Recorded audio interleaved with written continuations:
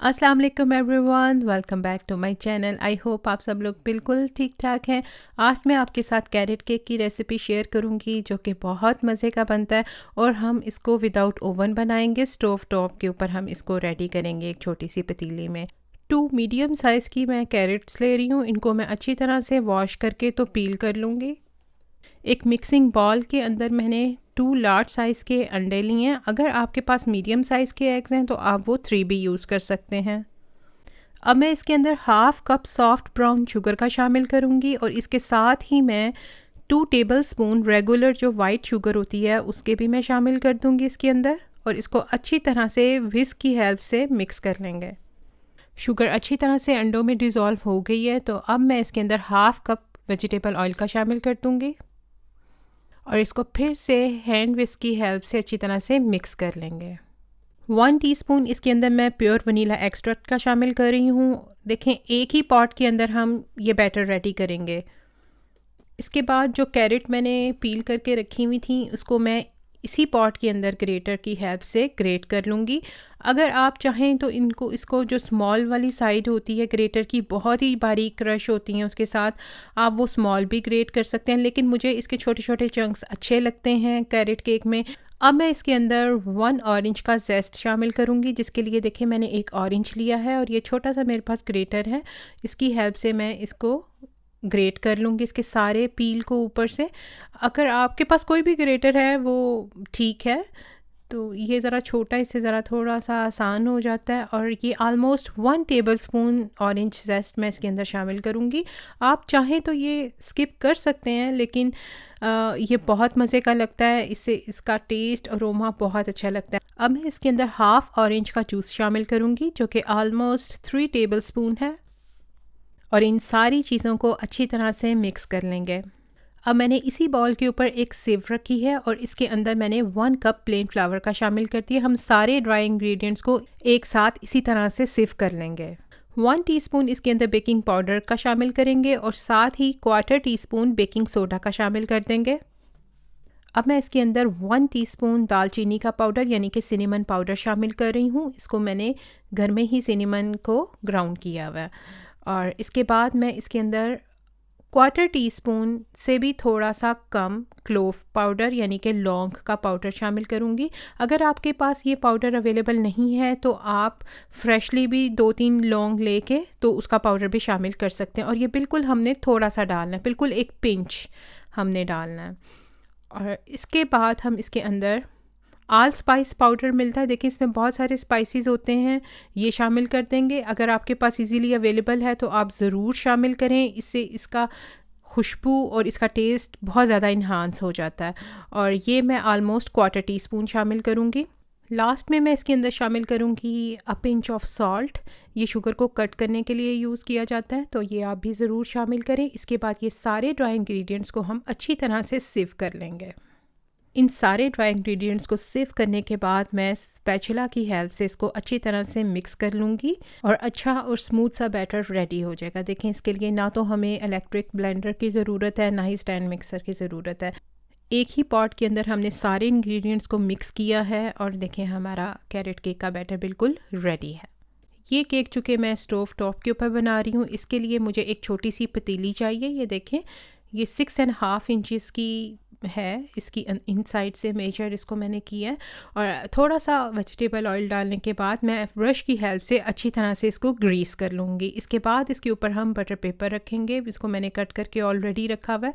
और butter paper के ऊपर भी हम अच्छी तरीके से ऑयल लगा देंगे। मज़ीद ऑयल मैंने नहीं डाला, लेकिन जितना भी ऑयल ब्रश के ऊपर ऑलरेडी था उसको मैंने अच्छी तरह से बटर पेपर के ऊपर भी लगा दिया। बिल्कुल इसी तरह से देखें हमारी पतीली बिल्कुल रेडी हो गई है।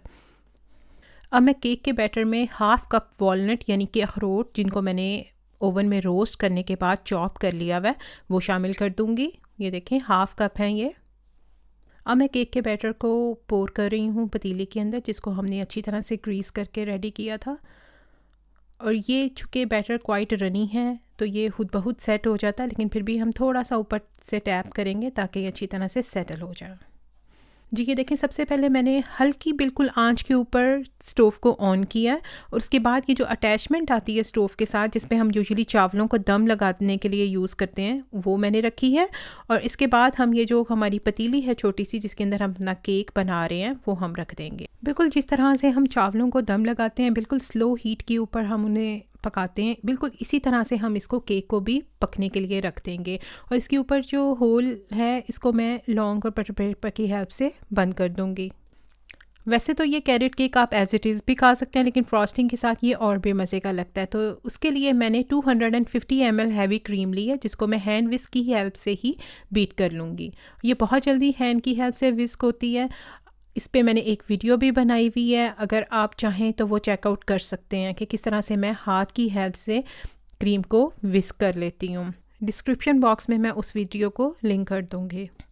अब मैं फ़िलाडेल्फिया की क्रीम चीज़ ले रही हूँ, जिसको मैंने रूम टेम्परेचर पे रखा हुआ था, और ये 340 ग्राम्स की है। अगर आपके पास कोई भी ब्रांड अवेलेबल है, आप वो यूज़ कर सकते हैं।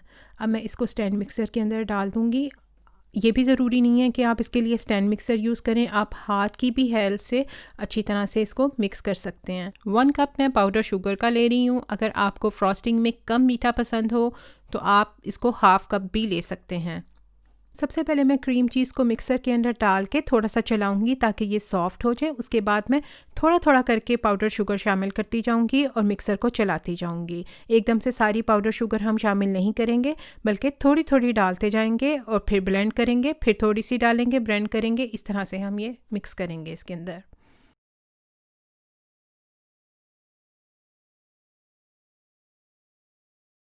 अब मैं इसके अंदर 1 टीस्पून वनीला एक्सट्रैक्ट का शामिल कर रही हूँ, और साथ ही मैं 1 टेबलस्पून फ्रेश ऑरेंज जूस का भी शामिल कर दूँगी और इसको अच्छी तरह से मिक्स कर लेंगे। क्रीम चीज़ हमारी बिल्कुल रेडी है। अब जो हैवी क्रीम 250 ml मैंने हैंड विस्क की हेल्प से उसको मैंने विप किया था, अब वो थोड़ा थोड़ा करके हम इसके अंदर डालेंगे और अच्छी तरह से देखें, इसको फोल्ड करते जाएंगे।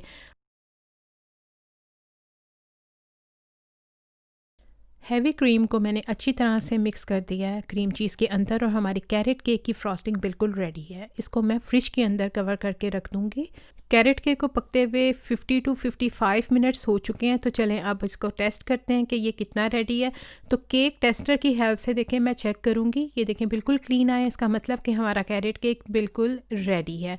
अब मैं इसको 10 से 15 मिनट तक के लिए इसी पॉट के अंदर पड़ा रहने दूंगी और इसके बाद हम इसको डिश आउट करेंगे। अब मैं एक बटर नाइफ़ लेके केक की एजेस के साथ इस तरह से रन करूंगी ताकि ये अपनी साइड्स रिलीज़ कर दे, और इसके बाद एक कूलिंग रैक के ऊपर, चूँकि मैंने इसको रख के ठंडा करना है, तो कूलिंग रैक के ऊपर ही मैं इसको अपसाइड डाउन कर लूँगी। और ये देखें कितना परफेक्टली हमारा केक बेक हुआ है। मुझे ये मेथड बहुत ही अमेजिंग लगता है कि किस तरह से हम विदाउट ओवन के इतना सॉफ्ट और मॉइस्ट केक बना लेते हैं। आप ये ज़रूर ट्राई करें। आई नो कि बहुत सारे लोगों के पास ओवन नहीं होता, लेकिन इसका मतलब ये नहीं है कि आप बहुत अच्छी बेकिंग नहीं कर सकते। आप बिल्कुल कर सकते हैं। आप एक बार ये तरीका ज़रूर यूज़ करें। कैरेट केक को मैंने मिडल में से इस तरह से डिवाइड कर दिया और ये अच्छी तरह से ठंडा हो चुका है। फ्रॉस्टिंग करने से पहले हमने ये मेक श्योर करना है कि ये बहुत अच्छी तरह से ठंडा हो चुका है। मैंने ऑलमोस्ट 2 आवर्स के लिए इसको एज इट इज़ ही पड़ा रहने दिया था। अब मैंने केक की फर्स्ट लेयर को जिस डिश के अंदर मैंने सर्व करना है उसके ऊपर रख के जनरस अमाउंट में मैंने फ्रॉस्टिंग इसके ऊपर रखी है, और बिल्कुल इस तरह से हम इसको स्प्रेड कर लेंगे।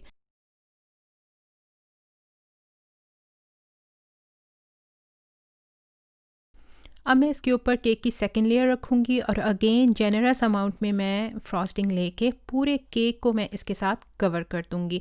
और मैंने सिर्फ स्पैचुला की ही हेल्प से पैटर्न बनाया था। बिल्कुल स्वर्ल्स बना लें, ये भी बहुत अच्छे और क्लासिक लगते हैं।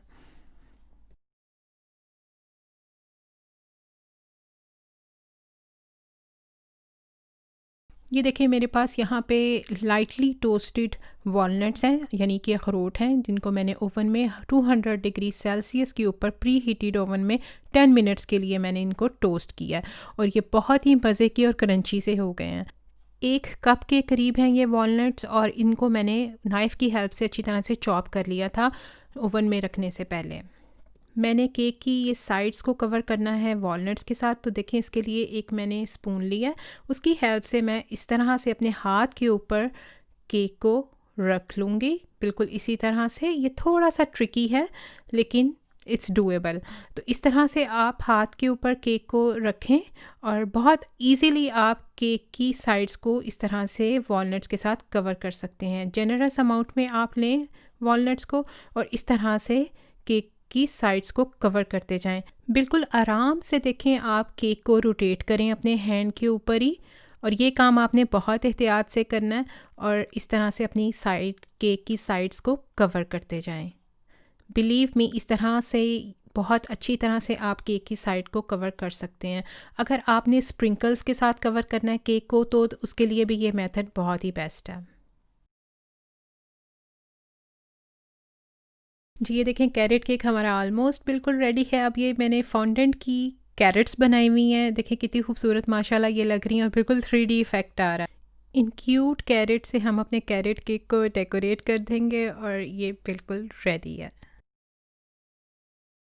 केक को कट करने से पहले हाफ़ एन आवर के लिए मैं इसको फ्रिज में ज़रूर रखती हूँ, इससे केक और फ्रॉस्टिंग अच्छी तरह से सेट हो जाती है। तो ये देखें, इसको अब मैं कट कर रही हूँ। जैसे जैसे मैं इसको कट कर रही हूँ, इट फील्स सो सॉफ्ट। ये अंदर से इतना सॉफ्ट और इतना मॉइस्ट बना है। आपने ये रेसिपी एक बार ज़रूर ट्राई करनी है और इंशाल्लाह आपको ये रेसिपी बहुत अच्छी लगेगी।